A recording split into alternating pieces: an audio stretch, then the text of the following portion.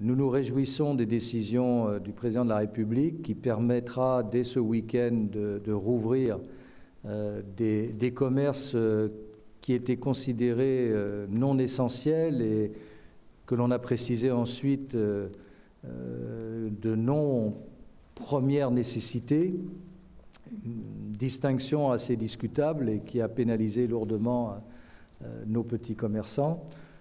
Nous avons pris un arrêté municipal avec d'autres communes, une centaine de communes en France, pour tenter d'indiquer au gouvernement qu'il y avait une inéquité, une inégalité de traitement. Notre arrêté, même s'il a été retoqué logiquement par le tribunal administratif, en tout cas a fait prendre conscience au gouvernement qu'il y avait bien inégalité de traitement, puisque celui-ci a rectifié, non pas dans le sens qu'on souhaitait, c'est-à-dire d'ouvrir tous les commerces, mais en faisant en sorte que la grande distribution ne puisse pas continuer de vendre les produits identiques des petits commerçants malheureusement fermés. Et donc, je pense que notre arrêté municipal, bien que retoqué, a servi à quelque chose. Et c'était la seule façon d'ailleurs d'alerter les pouvoirs publics au-delà de simples protestations. Nous nous réjouissons donc que le petit commerce de proximité puisse reprendre cette activité avec toutes les précautions nécessaires que l'on connaît et sur lesquelles nous n'avons aucun doute. Malheureusement, il reste encore des professions écartées de l'activité et sur un certain long terme qui les plonge dans une désolation complète. Les cafetiers, les restaurateurs sont toujours exclus de cette possibilité d'ouverture.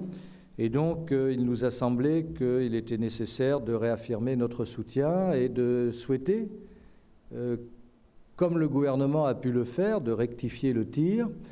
On vient d'apprendre aujourd'hui avec le Premier ministre que les stations de sport d'hiver fermées, finalement, pourraient rouvrir, mais sans remontée mécanique, ce qui est assez étonnant, c'est assez particulier. C'est dire que on ne sait pas trop au plus haut niveau forcément toujours appréhender les réalités de terrain et que nous, les élus de terrain, justement, nous, les élus municipaux, peut-être, nous jouons notre rôle en alertant, en prenant des positions, non pas pour s'affronter, mais pour permettre de dialoguer.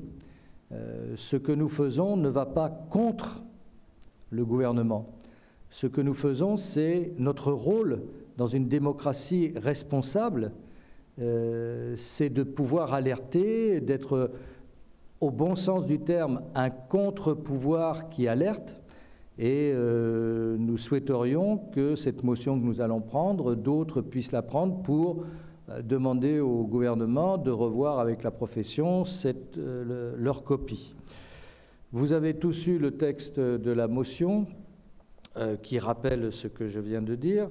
Simplement, dans cette motion, nous rappelons qu'à quelques kilomètres de chez nous, dans la principauté de Monaco, les restaurants sont ouverts. Et dans cette motion, nous souhaitons que l'on puisse s'inspirer de ce qui se passe juste à côté de chez nous. Par exemple, l'ouverture entre 11h et 15h, entre 19h et 21h30, un service de boissons uniquement en terrasse ouverte, et bien sûr une application d'un protocole sanitaire commun qui soit strict parce que, bien entendu, nous voulons rester dans la prévention et la précaution à l'égard de cette épidémie dont nous savons qu'elle est redoutable. Mais il y a aussi la nécessité de préserver l'activité économique et sociale. Stéphane Finn, qui est l'un de nos collègues ici présents, conseiller municipal, qui est lui-même restaurateur,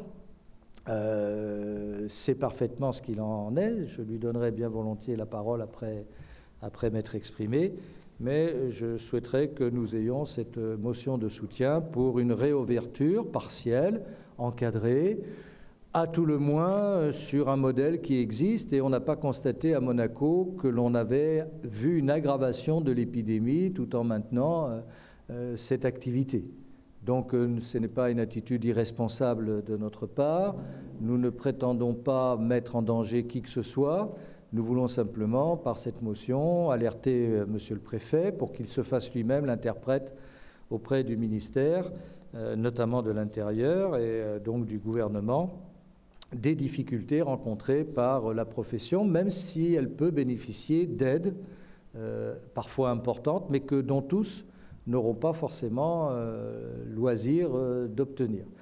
Je donnerai la parole à Stéphane Fine, qui peut très bien nous dire ce qu'il en est de son côté, si les aides promises lui permettent d'en bénéficier, oui, non, dans quelle proportion, qu'est-ce que ça a comme conséquence pour son activité, que l'on connaît bien, reconnue, puisque c'est une vieille affaire familiale. Stéphane ? Merci, Monsieur le maire. Au jour d'aujourd'hui, on ne sait pas comment ça va se passer, les aides. J'en ai parlé dès ce matin avec ma comptable. On ne sait pas comment ça va se passer. Il nous parle de 20% de notre chiffre d'affaires par rapport à l'année dernière. Aujourd'hui, j'ai pris la décision de fermer l'établissement à partir du 18 décembre. Et j'ai fait une révision-conférence avec tous mes employés en leur disant que je leur ai deux semaines de congé qu'on fait chaque année à Noël. Et la troisième semaine, c'était pour essayer de lisser les congés payés qu'ils ont obtenus pendant la première période Covid et la deuxième période Covid, puisque le temps de congé continue. Donc c'est pour lisser ces jours-là. Après, je pense qu'on aurait pu ouvrir les restaurants comme on a déconfiné tout doucement, partiellement. On aurait pu ouvrir une partie des restaurants à partir de samedi, ou du moins que la semaine et que le midi dans un premier temps, voir comment ça allait se passer, avec un protocole sanitaire renforcé, comme ils nous avaient demandé au début octobre, et qu'on a fait. Et puis après, peut-être ouvrir le soir jusqu'au couvre-feu, puisqu'on a un couvre-feu de 21h, je crois. Et après, peut-être, à partir du mois de janvier, peut-être ouvrir les week-ends. C'était peut-être une solution, peut-être d'essayer d'espacer et voir comment ça se passait, puisqu'ils disent qu'ils verront pour le 20 janvier, si on a moins de 5000 cas par jour, si les fêtes de Noël n'ont pas fait réaugmenter encore le nombre de cas, donc justement sur 15 jours, on aurait pu savoir si on pouvait ouvrir correctement. Voilà, moi c'est sur les 13 employés que j'ai, j'en ai 2 qui restent avec moi pour l'instant, les autres sont tous au chômage partiel. Et alors, entre le chômage partiel qui est pris à 100%, on ne sait pas quand, parce que pour l'instant, on a des heures qui nous ont été données par l'État. Combien d'heures on peut déclarer jusqu'au mois de décembre, jusqu'au 31 décembre, c'est ça. Mais on ne sait vraiment pas quand est-ce qu'on va être payé. Moi, j'ai fait une demande de prêt, donc un prêt de plus, auprès de la CCI et de la CASA. Je suis passé en commission mardi matin pour obtenir un prêt, juste pour le payer tout ce qui est fixe, l'électricité, l'eau, le loyer, enfin tout ce qui passe, même si je suis chez moi, j'ai un loyer quand même à payer, parce que je suis encore chez ma mère. Et voilà, donc je pense que c'est assez compliqué. On ne sait pas trop où c'est qu'on va, mais la rentrée du mois de le 20 janvier, déjà, c'est très très loin. Pour nous, c'est très très loin. Et tous mes collègues qui, eux, travaillent pendant les fêtes de Noël, alors eux, ça va être terrible, vraiment terrible.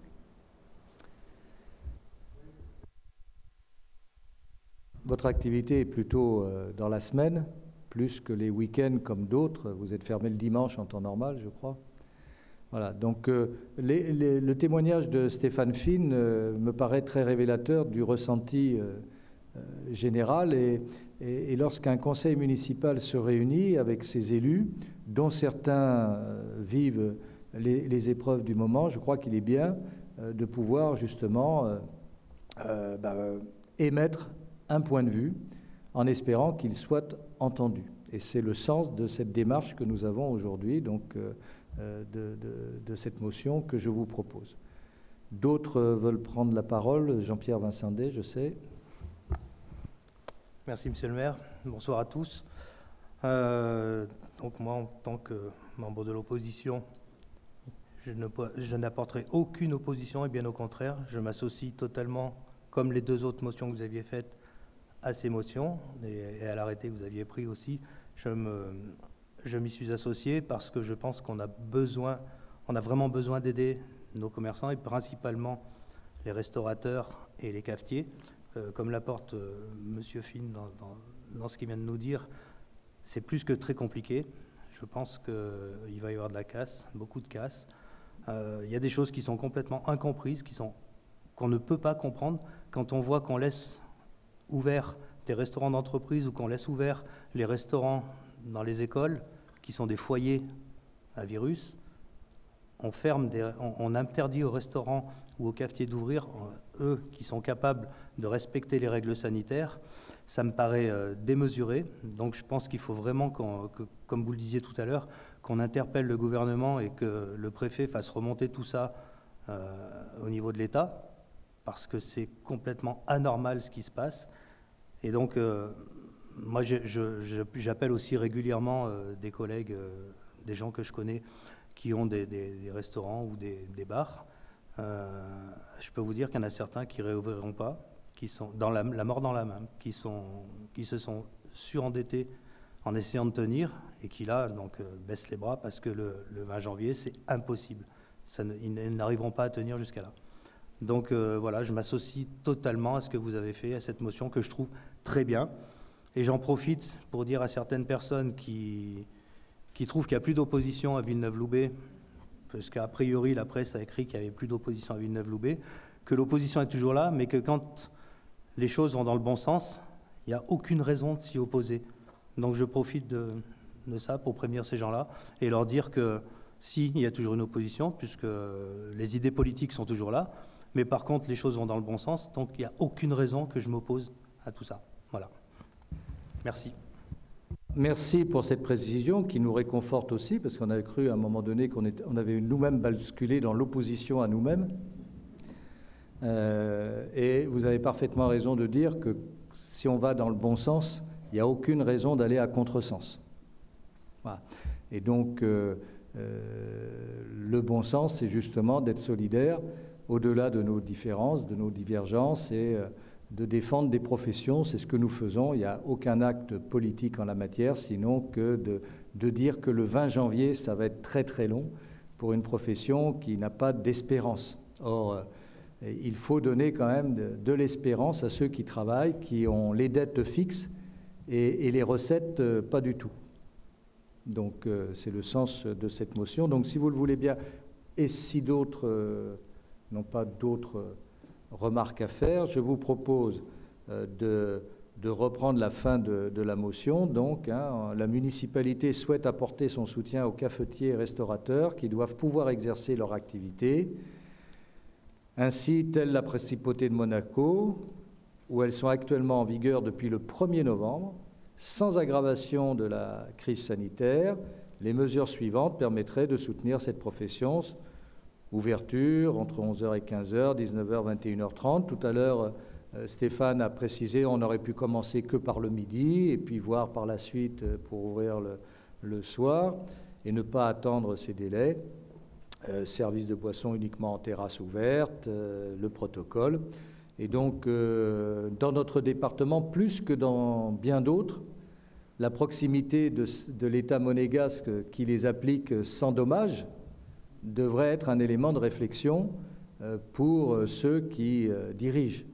Et l'exemple d'en bas doit permettre la bonne réflexion d'en haut. Donc, je mets aux voix cette motion qui est contre personne, bien sûr, qui s'abstient personne, bien sûr. Elle est donc adoptée à l'unanimité. Elle sera transmise à Monsieur le Préfet en espérant qu'il puisse se faire l'interprète de cette motion auprès des différents responsables qu'il est amené à rencontrer. Je vous remercie.